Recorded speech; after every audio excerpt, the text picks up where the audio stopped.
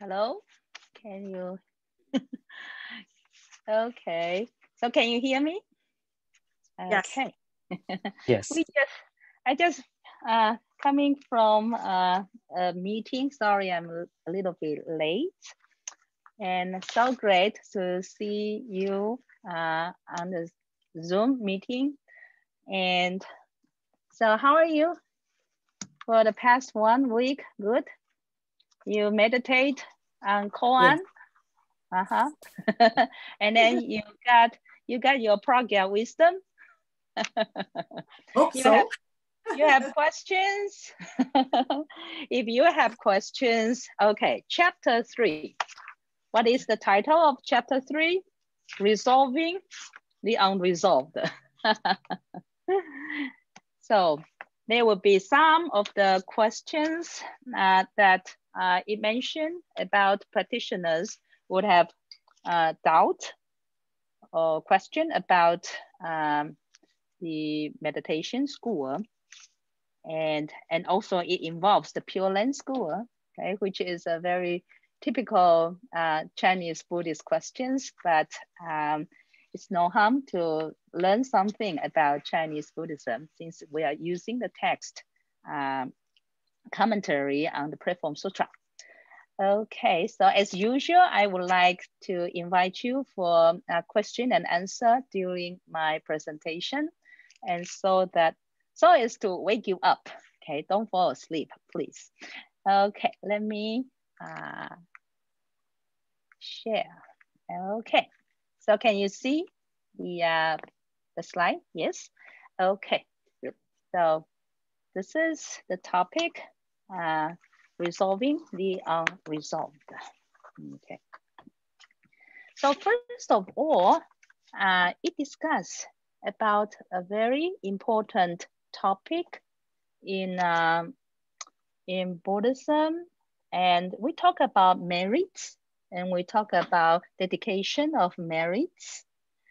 But here it brings up the issue about the difference between merit and virtue, okay? And the definition here about merit is that which can be understood in terms of more or less, means that you can say that I'm doing this to accumulate the merits, okay, and then I'm doing that for doing another merit, and I can compare which one is more merit and which is less merit. But when we talk about virtue, okay, the definition here is goodness that comes from intrinsic nature, or you can put it as self-nature, okay? And so in that case, because it's coming from the intrinsic nature, it has no form, okay? And then it's no weight, okay? So you cannot evaluate. It's more or less, okay? If you have that, you have that, okay? And so the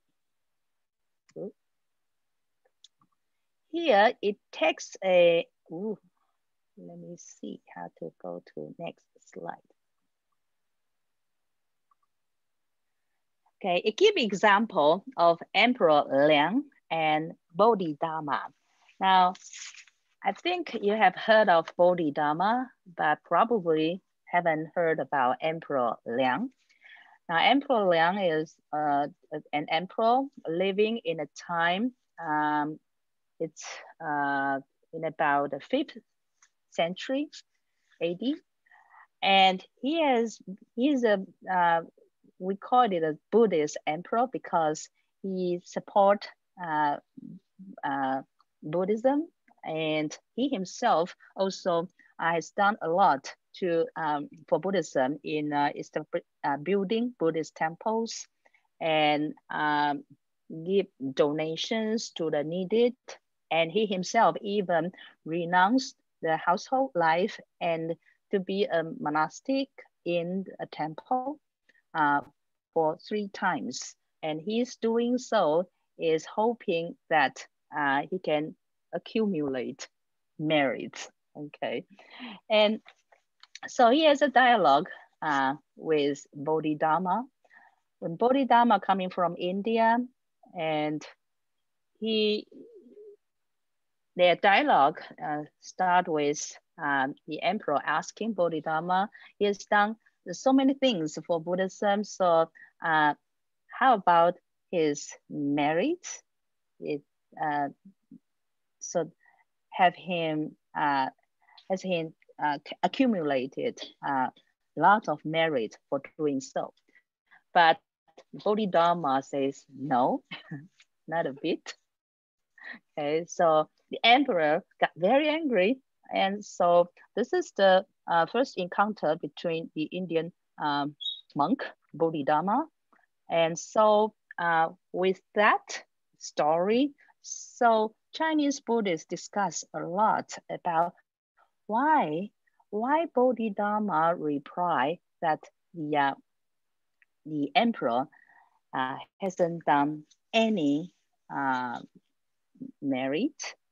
So the answer, okay, according to Venerable Master Xing Yun's comment, it says both are right, but it depends on um, uh, what you're talking about merit, okay? Merit in Chinese is 福德, and virtue in Chinese is 功德. So in case of 功德, then virtue, then Bodhidharma is correct. But in case of merit, 福德, then the emperor is correct. So that's why Venerable Master Xing Yun says, both are right. Okay, so in Buddhism, we talk about dedication of merits. Okay, and of course, we are ordinary people, so therefore we started from something measurable. Okay, that I have chanted this much sutra, and I want to dedicate to my family, or I donate so much money to the temple, and in hoping to pray for the longevity of my parents. Okay, so this seems measurable. Okay, but eventually, as you advance your spiritual cultivation, then gradually the Buddha's teaching, the Buddha Dharma, will lead you from merit accumulation to virtue cultivation. Okay? And so another story is about the beggar girl becoming a queen. Okay, and seeing the picture, I would like to invite maybe one of you to briefly tell us about the story. Who would like to try? Uh-huh. So that I can have the sip of water. Any anyone would like to try? Huh? Well, the beggar girl was at the temple and saw all the devotees giving donations.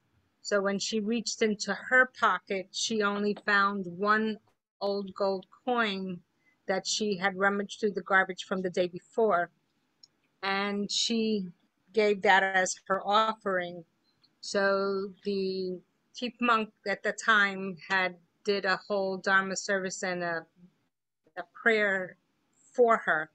And then that night it was cold. She went and she slept under a tree, and apparently there was a light there. And the king, who had lost his wife previously, the queen that had passed, he had seen her and ended up taking her in as his queen. So since she gave without any expectations, it was given back to her abundantly as a queen, except for when she gave again, now that she was a queen, she had ordered the servants to gather the gems, and had donated them to the temple, but she gave them with great expectations. So it wasn't received in the same way. She didn't gain merits because she gave it out of the wrong intentions, was my understanding. Yeah. So she didn't like the prayer that was given for her. And he said because she was arrogant in her giving. Right. That was Okay. very good. Thank you. So the issue that why the same person but giving more uh, donation but while receiving in less prayer, it's it's because of um, his intention in giving, okay, and his expectation in getting something in return. And in Buddhism, we talk about uh, when you are practicing giving, the very important thing that you have to practice detachment. Uh, so we have to understand that um, we should not attach to the notion of that I'm giving, and also we shouldn't attach to that there is someone, the receiver there receiving my gift. And even the gift that I'm giving to others by itself, the nature of the gift is emptiness. So we practice non-attachment to all these three emptiness in this, and that is a true giving. Okay. And so this is the first topic. So today we are going to cover a lot of topic, a lot of questions, doubts that we may have had in mind.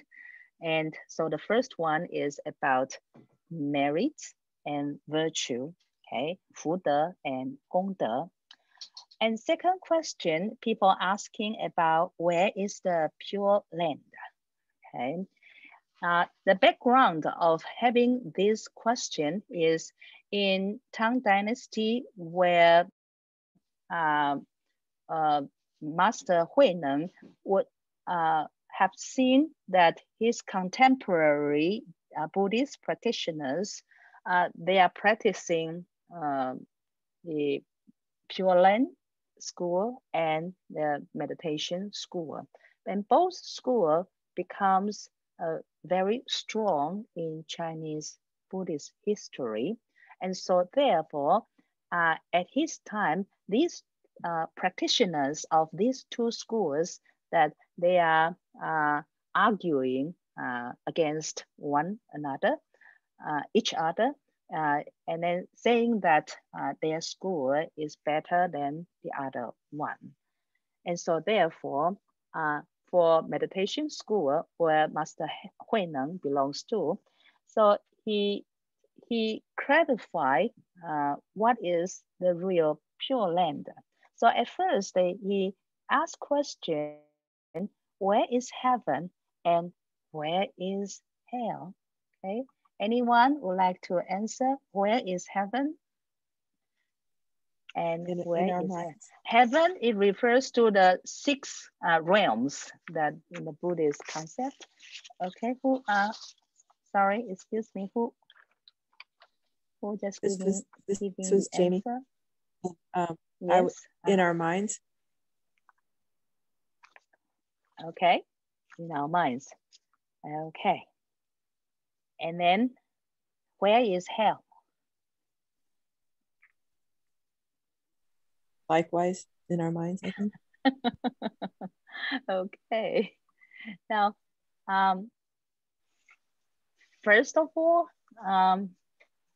the we may tell the difference between heaven and pure land. Okay, the heaven, it belongs to one of the six realms, so it's within the six realms, and it's subject to the law of karma. That you have the karma to be born in the heavenly world, then you're born there. And even in the realm of the heaven, you have the first rank, second rank, third rank. Okay, so it has social hierarchy there, even in the heaven. But in Pure Land, everyone is equal. Okay, and it is not within the six realms. And you are right. it depends on your mind. And so in the sutra, it says that the mind actually is your pure land, and then your intrinsic nature is what is called Amitabha Buddha. So it further says that in Vimalakirti Sutra, it says that as your mind is purified, the Buddha land is purified. Buddha's pure land is there as long as your mind is purified. And so in the book, it tells the story about Shariputra asking Shakyamuni Buddha. So it says that you talked about all the Buddhas, their land are very beautiful, very pure, but how come your world, which means the Saha world, why people living in this world, in your Buddha land, is full of suffering, right? So the Buddha, he uses his toes, okay, to touch the ground, and then he make the Shariputra to see that the world is very, very beautiful, crystal clear, okay.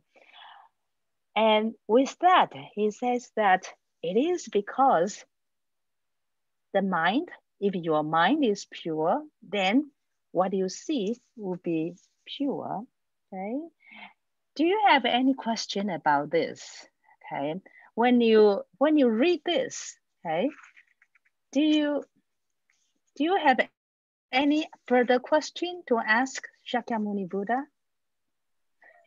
This is Twee. I do have a question. When I was reading this, and I did appreciate when the Buddha touched the ground and the ground became golden or whatnot. But I'm curious to know, in our society, when we see a lot of like homelessness or other issues of the in the world, how do we say, well, that's still pure? Right, very good question. So how about let's pray Shakyamuni Buddha. So this is his Buddha land, the Saha world. What if you were Shakyamuni Buddha and then you see the homeless, you see people who are hungry but don't have money to buy food? Okay, how would you respond to that?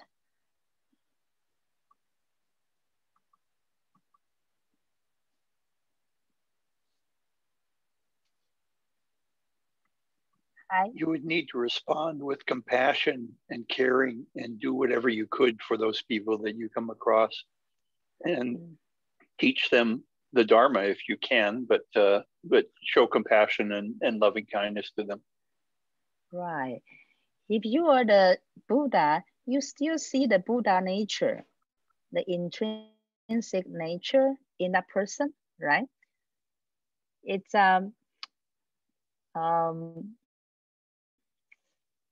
it's because we ordinary people, we don't see that, okay? Not only our mind is clouded, and then also that we don't see the others, Buddha nature, right? If, just echoing what I have told you last time, and when we say that when the Buddha predicted so and so, that you will become a Buddha of so and so after how many kalpas later, okay?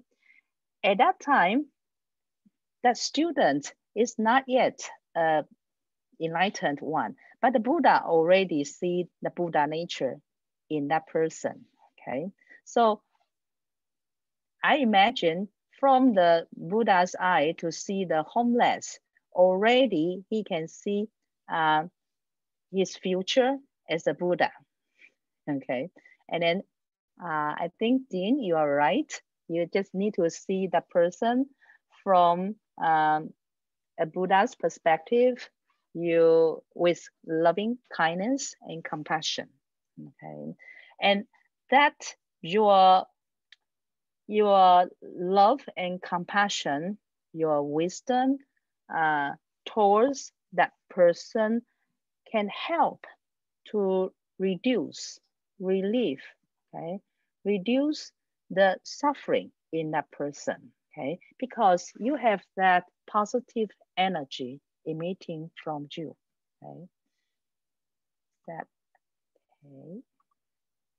So, and it further describes that there are all kinds of different kinds of pure land, and then we have pure land on earth.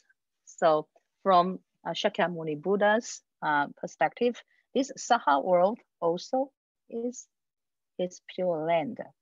And then in Avantasaka Sutra or Flower Garland Sutra, Hua Yan Jing in Chinese, the Avantasaka Pure Land or Hua Yan Jing Tu, it describes the pure land of non-duality, okay? And then pure land in the mind, like Tui for answer. Yes, heaven is in your mind and hell is also in your mind. And so like that, pure land is in the mind, okay? So quickly we will come to topic number 3. It talks about time and the pure land. Okay, and the quote here is very interesting. It says that if the Buddha appears, kill him. Wow. And if Mara is the evil one, okay, like the devil in Christianity. Okay, so if Mara appears, are you going to run away? No, it says kill him. Okay. So why is that? Okay. Again, these are concepts that we have in our mind, and we must get rid of those concepts. Otherwise, we can't really experience the Buddha as the Buddha, and we'll be stuck with Mara and living our life with the concept of Mara and the negativity of it. But yeah, I understand that Mara appears that it would obstruct our spiritual cultivation. So get rid of that. But why the Buddha appears, you also have to kill him? We have to kill our own concept of him because our concept is flawed. Ah, okay. So the Buddha appears, okay? It's also our conceptual contract, okay? You conceive a Buddha image in your mind, and then that may misguide you, okay? I have heard of some of the Buddhist students come to me and then saying that, oh, in their dream, they have seen the Buddha like this, stepping down from the cloud and talking to them. And some even describes vividly that in bright daylight, they see Bodhisattva Guan Yin, okay, stepping down from the altar and then talking to her, okay? And then these are very devoted Buddhists, okay? And so it is because of that, then they feel that it is because of their chanting, their prostration to the Buddha, so that they have that kind of vision in seeing the Buddha. Okay, so how many of us are so brave enough that in your dream or maybe you have that kind of vision in bright daylight, that if the Buddha appears and you still remember, kill him. Okay, get rid of that image. I think it takes cultivation. Okay, that's why the in meditation school, in Chinese Chan school, it has a very strict way of dealing with all kinds of delusion, okay, that may appear in a student who meditate in a meditation hall, okay. So it is, you have to understand that all the forms, okay, all the forms, they are conceptual construct, okay, that you have to get rid of that. Okay? And there are some quotes, okay, in this book. It says that in one thought, you will be reborn in a Western Pure Land of ultimate bliss. It is talking about how far away is the Western Pure Land, okay? And in the Sutra of Amitabha Sutra, it says it is, I don't know how to say that number. It's a lot of, anyone remember how far away in the sutra? 100,008 li. Okay, anyway, that's very far away. But it is said that you don't have really to walk that distance, okay? Because that distance is your, it doesn't really exist, okay? As long as that in your mind, you purify your mind, and then just like that, you are there. Okay? So in one thought, you will be reborn there. And that is why that we chant Amitabha Buddha's name, and then it doesn't, some experience that they immediately is living, born there in the Western Pure Land. Okay? And it says that there is no Dharma and no Pure Land outside the mind. The mind is Chan, Buddha, and the way. So in meditation school, especially in the Southern meditation school, it emphasizes a lot about the mind. So the focus of the cultivation is the mind. Okay. And so it described the Pure Land is harmonious, it is without struggle, it is free, and it is peaceful. Okay. And then you can describe your Pure Land, okay, in your own way. The one of the students asked the Chan master, he says that now is the best time to practice Chan, okay, meditation. And the teacher, the master says, yeah, very good. And this elder disciple left. And then another younger disciple comes, enter the Dharma hall after the elder disciple left. And then he suggested to his master, he says that this time is better to practice Pure Land school, means you just recite the Buddha's name, okay? And then the master says, very good. And then the younger disciple left. Now the attendant, okay, who take care of this master, he got confused.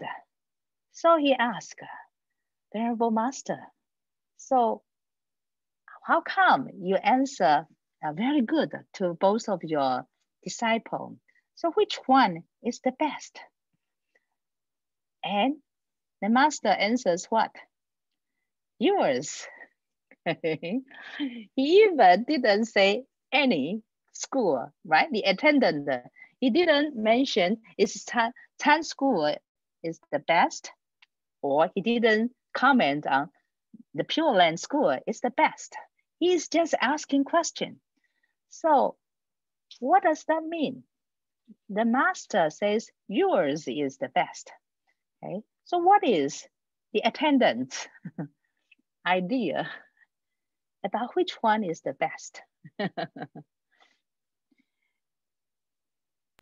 Anyone?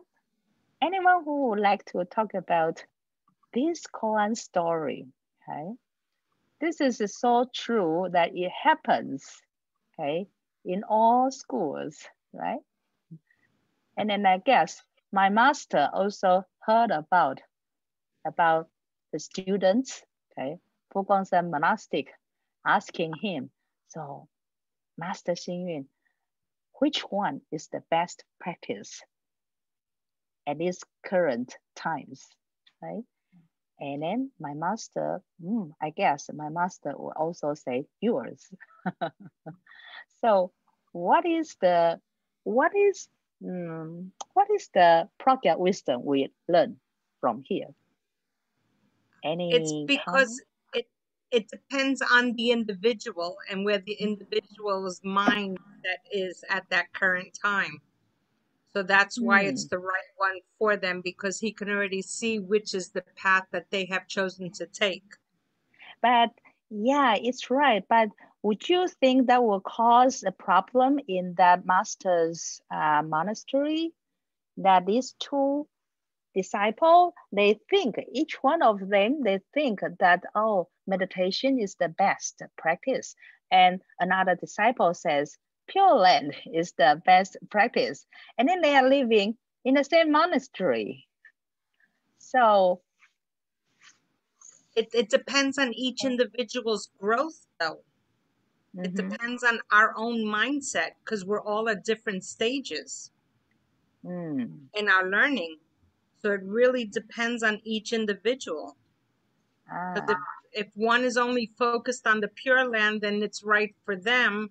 But if the other one's only focused on the Chan school, then that's the path for them. So to me, it really depends on each individual. Okay. So any other comments? Okay. I feel like I was going to disagree. I was going to disagree. Perfect. With my because sister. I really want some extra understanding. And but then I realized we're both right. So how my sister answers and how I answer the question. You know, the other day, one of my disciples raised this question. She says that Pure Land, some people says Pure Land, the recitation of the Buddha, Amitabha Buddha's name is the best practice. And then their masters suggest that don't practice any other schools of Buddhism, just recite the Buddha's name. Don't waste your time in learning the doctrinal teaching of the mind-only school or the Madhyamika schools, okay? It says, just focusing on reciting the Buddha's name, and that's it, okay? And then she is asking me, so is that correct? Okay. And my answer to her is that there are all kinds of practices, and then it depends on your own choice, which one that fits you best. But I said that if that master is enlightened one, then that master shouldn't suggest the student to just focusing on one practice. It's because people would have different ideas about different way of approaches in learning that. Excuse me.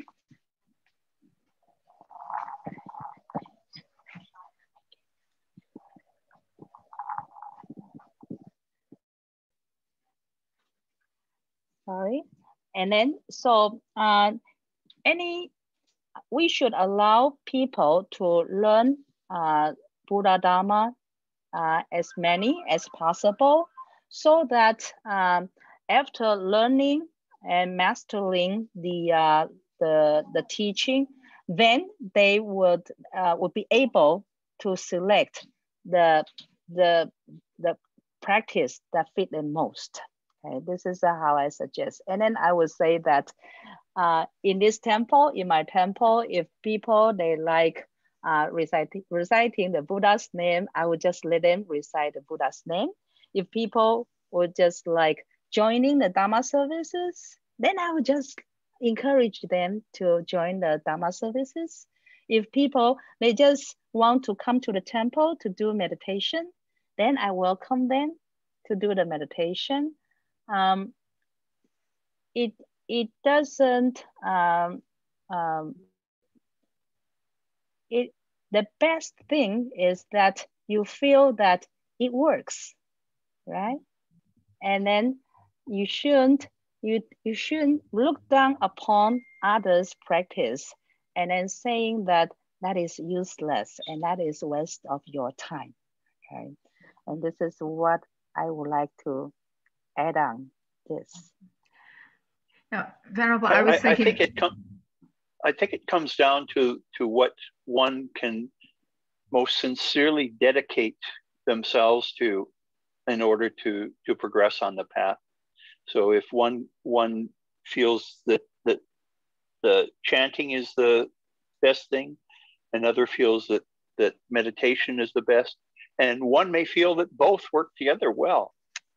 But you have to be able to dedicate yourself to it and not just do it haphazardly. Right. Yeah, correct. You're right. Aina? Well, I have lots of things going on in my mind.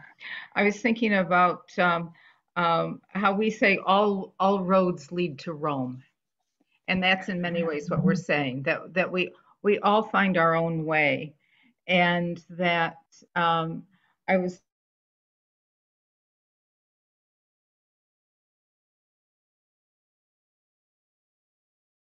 action that some people might not even do any of that, that the action, that they're beyond the need for action for the cultivation, because the cultivation is inside. So we shouldn't, and we tend, I think, at times in religions or systems of thought, thinking that there's a right way or a wrong way. We begin to judge. We begin to judge other people and their practice instead of letting it be, because we all make our own hell and we all make our own pure land. Nobody else is going to make it for us. Right. So that is very important. Yeah, do not be judgmental to others' practice. Okay, we open our mind. Okay, good. So the next question is about seeing the Pure Land. Okay, did you see the Pure Land? And in first, it quotes a Diamond Sutra, right? It says that if anyone should think that I can be seen among forms or that I can be sought among sounds, then the person is on the wrong path and he will not see the Tathagata or see the Buddha. So it is not through the forms and it is not through the sounds that we can see the Pure Land. And so because we use the English word see, okay, and automatically we think about using our naked eyes to see the Pure Land. And so people often ask, so did you see the Pure Land? Okay. And here in the Diamond Sutra, okay, says that don't seek the Pure Land through your eyes or through your ears by hearing, okay? Otherwise, you'll be on the wrong path, okay? So if not seeing the outside, the sound outside, so where is the Pure Land, okay? And so we have to seek inside. Now here's a very interesting koan story that Master Danxia Tianran, he was cold in the winter time, and so he burned the Buddha statue, the wooden Buddha statue. And of course, the one who attended the main shrine saw that, was very shocked and angry, and says that, how can says, I'm not building a fire for warmth. I am burning the statue to find relics. Okay, I found this story very radical, and so I would like to discuss with you about this koan story. Okay, so Danxia is looking at the wooden Buddha statue, okay, as what? And he, as a Buddhist practitioner, how come? Okay, this is just too much. Okay, that he burned the wooden Buddha statue. Okay, and so let's see the answer. His response to the other monk. He says that I am burning the statue to find relics. Can he find the relics from that statue?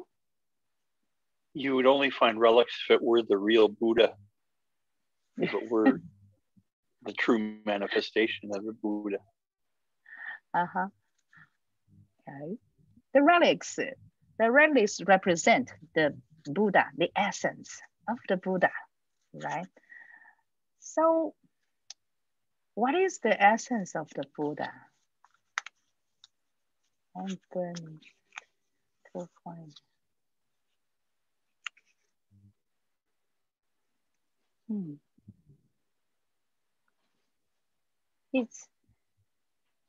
Is he answering to the other monk's question? The other monks, of course, he says, how dare you burn the Buddha statue? Okay. And then he says that I'm burning the statue to find the relics, to justify his behavior. Okay. What is that? The sustaining warmth, maybe.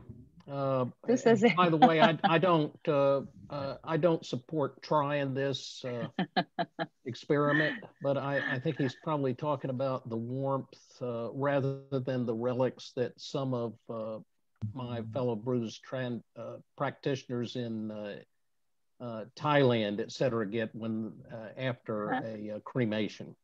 I think he's talking about the ashes and the warmth. The heat, the sustaining heat. Okay. Well, you can have your interpretation about Master Danxia's behavior of burning the Buddha statue.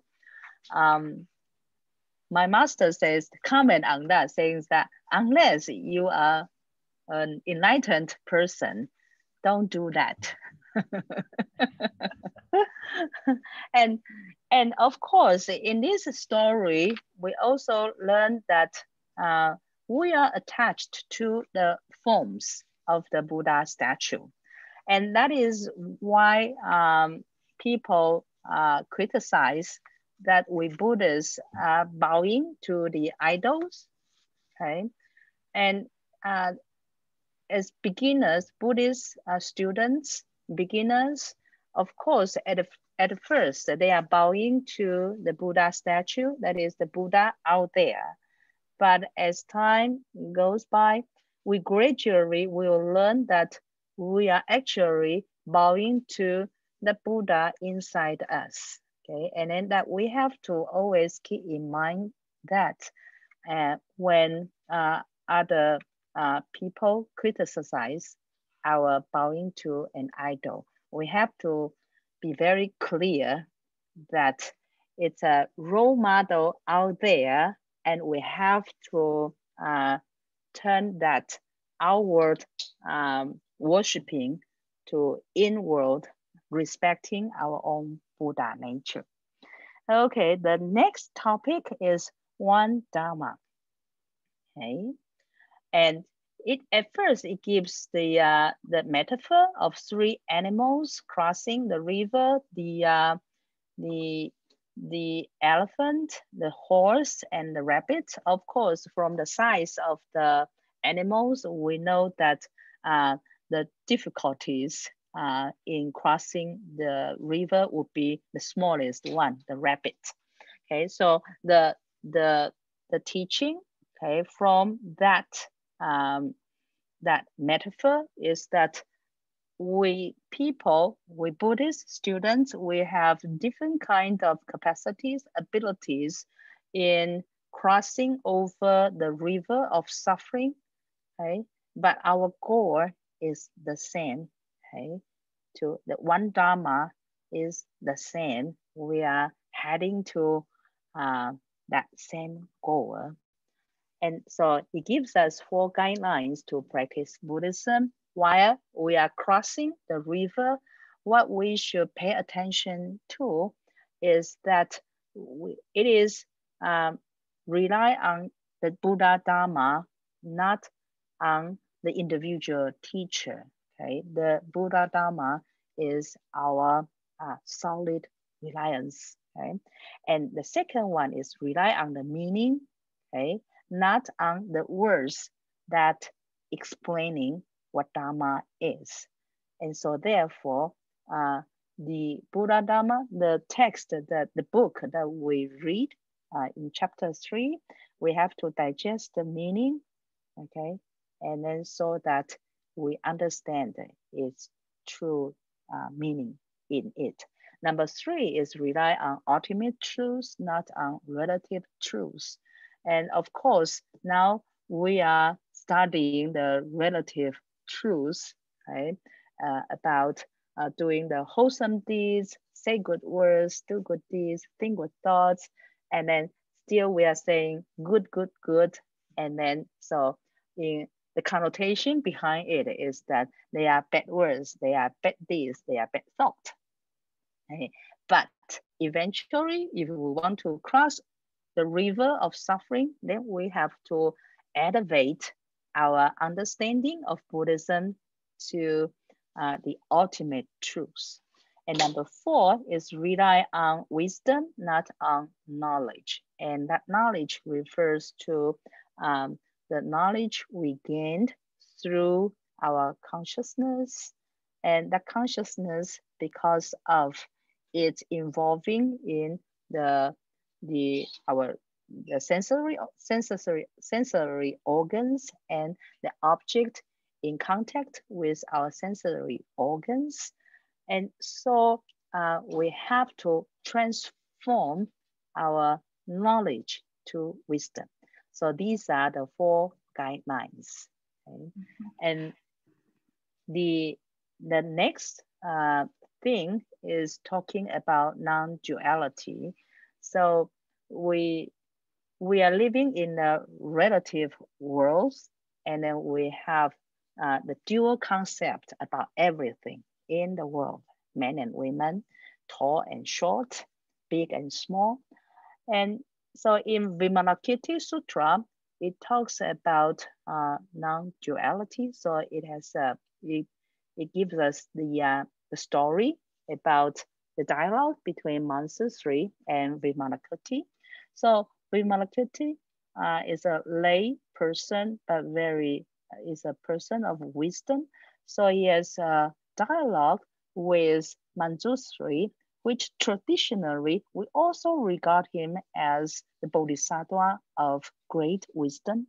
So let's see which wisdom is better. Okay, and so Manjusri gives answers about what is non-duality. And then after he answering that, he asked Vimalakirti, so what is your experience of non-duality? Okay? And Vimalakirti keeps silent. And Manjusri realized that that is the best answer to what is non-duality. And I like this dialogue very much. Okay, it is really a teaching mind to mind. It's not through the word. And if you understand it, then you understand it. Otherwise, words, W-O-R-D, words they're useless. Okay, it is from your mind. Okay, and so there is another koan mentioned here about what is the Buddha. So one day, Maju Dao okay, he teaches about the mind is the Buddha is the mind. Okay, and the student Da Mei Fa Chang got enlightened because of that teaching. So he went away outside and then to start his own monastery, and then he has a group of students following him, Da Mei. And then the teacher, Ma Zhu Dao wants to test whether his students, Da Mei Fa Chang, really understand the teaching. The mind is the Buddha is the mind. So the test is that he sent another student to tell Da Mei. He says that now your master is not teaching the mind is the Buddha is the mind. He changed to there is no mind, there is no Buddha, and there is no Buddha, there is no mind. So guess what Da Mei respond to that? He says that whichever the master says, I still believe the mind is the Buddha is the mind. Okay? And then so the disciple went back to the teacher, Ma Zhu Dao and then Ma Zhu Dao left and says that the poem has ripened. Now, if you know Chinese, then you get the poem, okay? Because Da Mei in Chinese is the plum, okay? And then the plum has ripened, meaning that this disciple, Da Mei Fa Chang, has really got enlightened. He really understands, okay? No matter what you change your teaching, okay? He already got the essence of the mind is the Buddha is the mind. He would not get confused and doubt, okay? I don't know if that happened to us, whether we will get confused and then go to ask Ma Zhu Dao. So what do you mean? Why you change your teaching? Okay, and so the following a topic that he teaches is about delusion and awakening. Okay, so maybe this is a play of words, but it says that the Buddha is an awakened sentient being, and sentient beings are unawakened Buddhas. Okay, so okay, we are unawakened Buddhas. Okay, I like that because at least I have that Buddha after unawakened. So not so bad, right? Okay, and that is another koan, and this is also very interesting. Okay, the teacher entered the meditation room, and the students are sitting there. So according to the etiquette, when the student met the teacher, they should stand up, join the palms, and maybe make a half bow. But this student, because he thought that he was practicing in a Chan monastery, so he want to play the role, okay, to look like Chan. So he remained seated. And the teacher, of course, feel unhappy about that. If I were the teacher, I also would feel unhappy. So the student says that I'm sitting here and my sitting down here is same as standing up, right? And the teacher want to teach the students a lesson, and then so slap the face of the students and saying to slap you is to not slap you. I want to clap hands for the teacher. Okay, if you are not there, don't pretend that you are there. Okay, but you know, if the student upon being slapping by the teacher if he respond in something showing that he is really awakened, then that is another koan story, right? But he is unable to respond. He just remained dumb, sitting there, okay, learning the experience. Okay, so the koan story, you explain that you read the koan story, but you still can play your role there. Okay, you ask yourself, if I were the student and I'm really awakened, what would I respond to the teacher? Okay, anything, any awakened Buddha? Hello? Maybe to slap me is to Okay. slap yourself.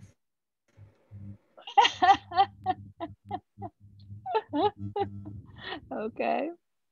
You slap onto yourself. Any other thing you want to say something? He could stand up and say, it is the same as sitting down. Ah, good. Yeah. Excellent. Aina? I want a female Buddha. What I was, it just caused me to think back when I've been at the Buddhist college at Foguanshan, and it's always uncomfortable for me when the students stand, or was in the beginning, the first year or so, when they would stand up and bow.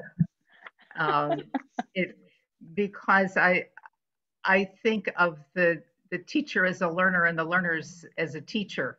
So it's trying to get over that sense of form and seeing that form and convention has a place too. That we might still need in our unawakened state to demonstrate respect outwardly, because we do not have the respect inside, or the other person does not understand our respect of them as one. I'm sort of going all over the place here because it just caused me to think about the difference between convention and courtesy and understanding the oneness. And it made me think of, wasn't it Subhuti who did not go to welcome the Buddha back to the monastery and just continue to sit and mend his robe? Was that Subhuti? Yes, you are right. And how he says, but he didn't need to welcome the form. Right. It's because, yeah, you're right. Subhuti is most outstanding in understanding sunyata, emptiness. And so he says the Buddha didn't blame him, not welcome him. He says that Subhuti is the first one welcome him because in his meditation of sunyata, the emptiness, is already there. Welcome, the Buddha is coming back from heaven. Okay, so yeah, a lot of cultural shock actually. In now I realize that in future, if I giving this koan story to the Western students, then they may have difficulty in understanding why students need to stand up, okay, to welcome the teacher. Okay, yeah, okay. In my coming to the States, it's a cultural shock for me. Yeah, I enter my classroom, my Buddhism classroom, and then I expect my Western students to stand up, join their palms, and bow. And then so I stand there waiting, and then they look at me and wondering why I didn't start my lecture. And then I say, please stand up. And then reluctantly, they stood up, and then reluctantly, they joined their palms and bowed to me, and then sat down. And I feel this is a very unhappy beginning of my class. and, and then I just asked myself, why bother in asking all these rituals? And then so later I give in. I let them sit there, okay, and then I just start my class. That made me feel better. And so anyway, the koan story here is telling us that we should not pretend that we are an enlightened one. Okay, maybe you guys rewrite the koan story. Anyway, your job. One of the things I was thinking about too, back to the reliances, that the relying on the meaning, not the words. And sometimes in classes, people will bring up where they think that the Buddha has contradicted himself. And what I try to explain is that it's what is an old social worker would say, you start where the client is. And what we say in Buddhism is skillful means, that you use a story or a metaphor based upon how people can understand it. Right. But then you shouldn't attach to that story, that metaphor, or those words, but look for the deeper meaning. Right. And it's like each time we read a sutra or read a book or something, each time hopefully we get to another level of understanding. And I think that's where in Christianity, a lot of times people will look at the Bible as the literal word instead of the metaphorical word. Right. It's important, and then we just need to keep in mind that when you elaborate the meaning of the literal word, just don't go too far. Okay, you have to focus on the core teaching of the Buddha. Okay, next is finding peace, and mainly the idea is that we have to be at peace in all circumstances, meaning that in our working, in eating, in sleeping, in facing all kinds of emotions and all kinds of hardship, we have to be at peace. Okay, and that is really a very difficult practice. And now, number 8 is a very interesting topic: monastic and lay people.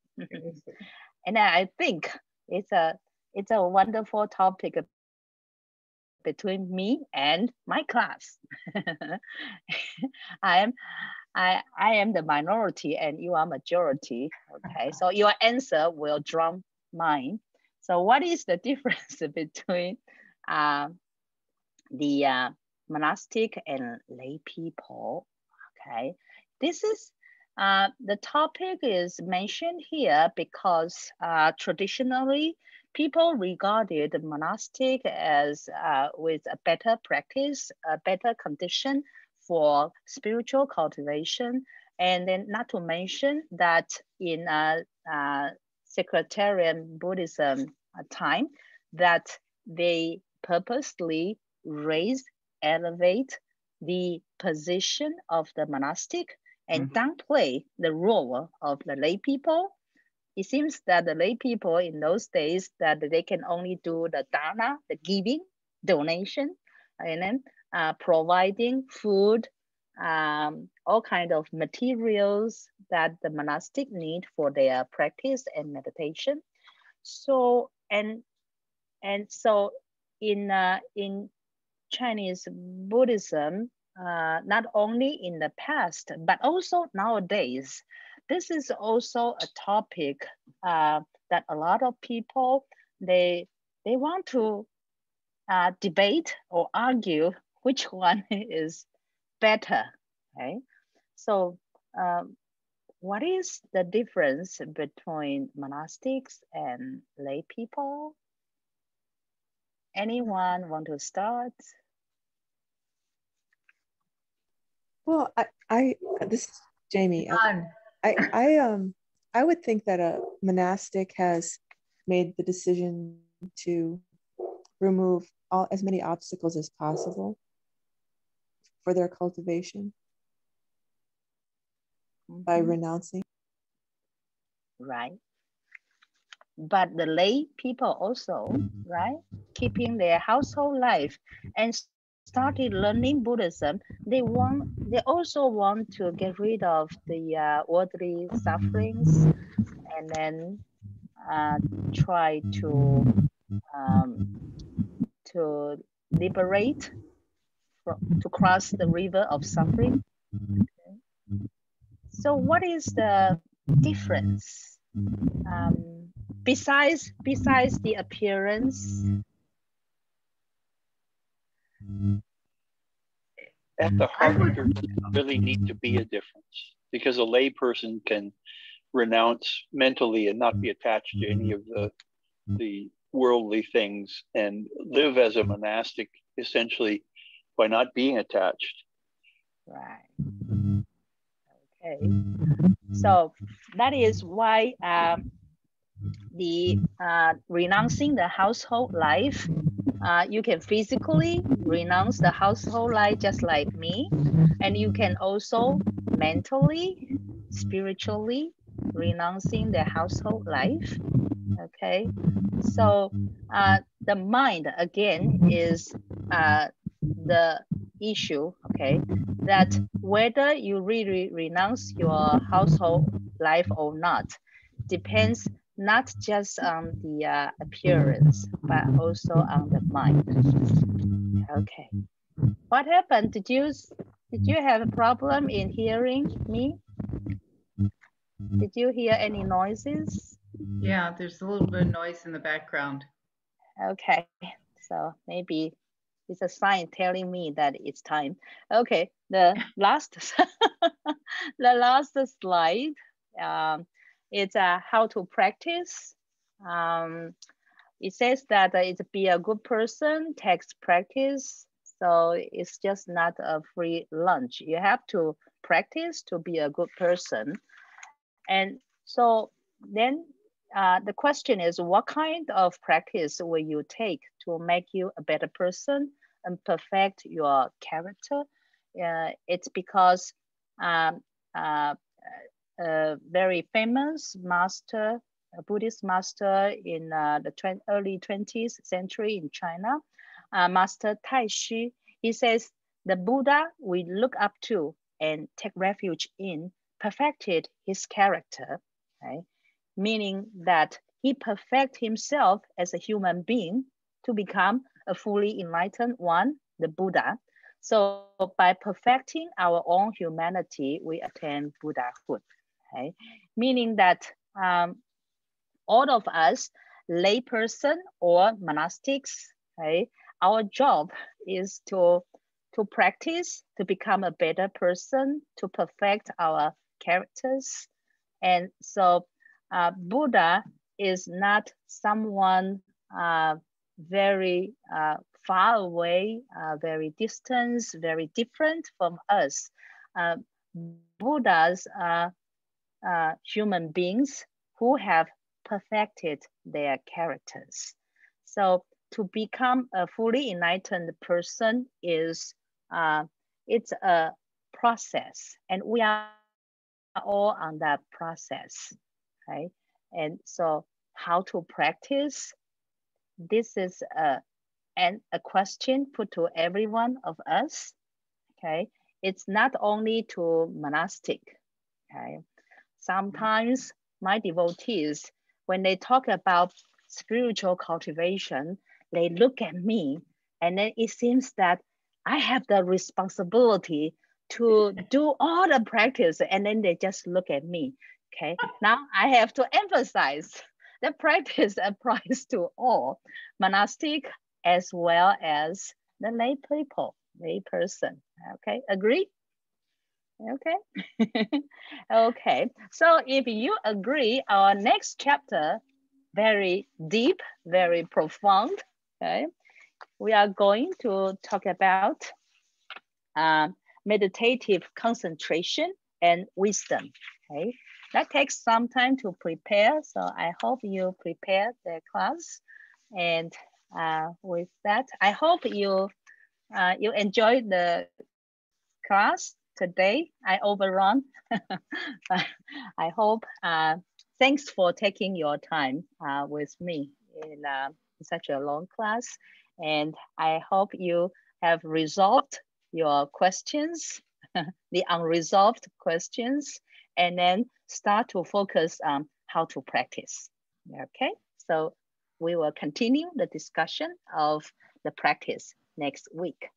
Thank you, and I'll see you next Friday. Bye-bye. Thank you.